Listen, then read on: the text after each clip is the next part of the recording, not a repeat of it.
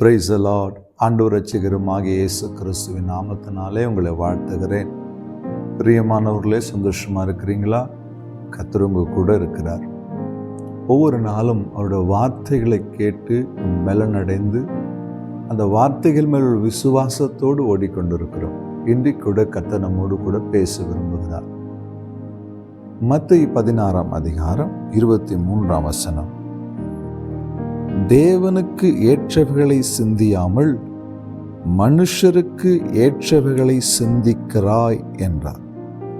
இந்த வார்த்தை யாரை பார்த்து சொல்றார்னா, பேதுருவை பார்த்து இயேசு சொல்கிறார், அப்பாலே போ சாத்தானே, நீ தேவனுக்குரியவைகளை சிந்திக்காமல் மனிதருக்குரியவைகளை சிந்திக்கிறாய். நம்முடைய வாழ்க்கையில் இருக்கிற ஒரு பெரிய பிரச்சனை என்ன தெரியுங்களா? இதுதான் பிரச்சனை. ஆண்டவர் நமக்கு வைத்திருக்கிற வாழ்க்கையை, ஆண்டவர் நமக்கு வைத்திருக்கிற எதிர்கால திட்டத்தை, தேவன் நமக்கு வைத்திருக்கிற நம்முடைய வாழ்க்கை சுதந்திரங்களை சிந்திக்காதபடிக்கு மாம்சீக சிந்தனைக்கு இடம் கொடுத்து நமக்குரிய வாழ்க்கையை இழந்து போகிறவர்கள் தான் இந்த உலகத்தில் அநேகமாக இருக்கிறோம். தேவன் நம்மேல் வைத்திருக்கிற திட்டத்தை யோசிப்பதற்கோ சிந்திப்பதற்கோ நேரம் ஒதுக்காமல் உலக காரியங்களை, மாம்சீகத்துக்குரிய காரியங்களை, கவலைகளை, வேதனைகளை சிந்தித்து சிந்தித்து சிந்தித்து தேவனுடைய சிந்தனைகள் நமக்குள்ளே வர முடியாதபடி நாமே அதுக்கு தடையாய் மாறி போயிடும். பிரியமான தேவ பிள்ளையே, பிசாசுடைய ஒரு பெரிய தந்திரம் என்ன தெரியுமா? தேவனுக்குரிய சிந்தனைகளை நமக்குள்ளே வரவிடாமல் மாமிசத்துக்குரிய சிந்தனைகளை கொடுத்து கடைசி வரைக்கும் வாழ்க்கையை முடக்கி பொழுதோட திட்டமாக இருக்கிறது. எனக்கு அன்பான தேவ பிள்ளையே, கர்த்தர் நம்ம ஒவ்வொருவர் மேலும் ஒரு பெரிதான திட்டத்தை வைத்திருக்கிறார்.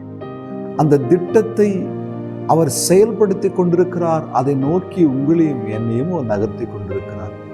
நாம் என்ன செய்கிறோம் தெரியுமா?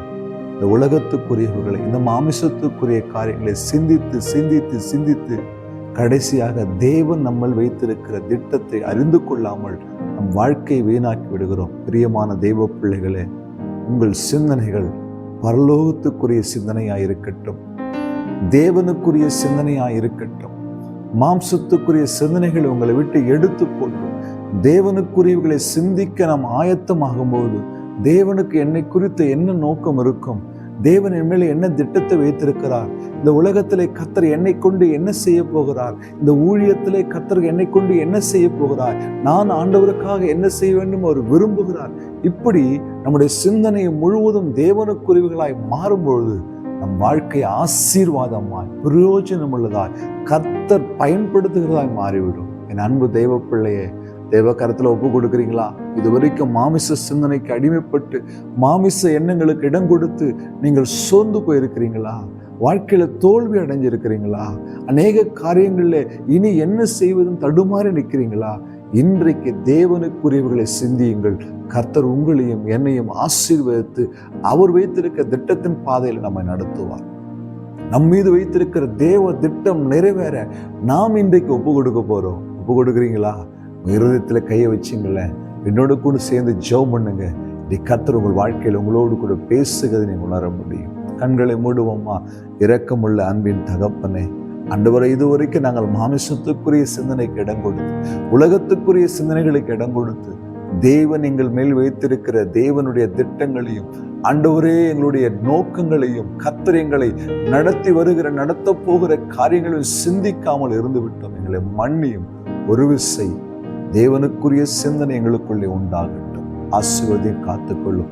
இயேசு கிறிஸ்துவின் நாமத்தில் பிதாவே, ஆமென். ஹல்லேலூயா.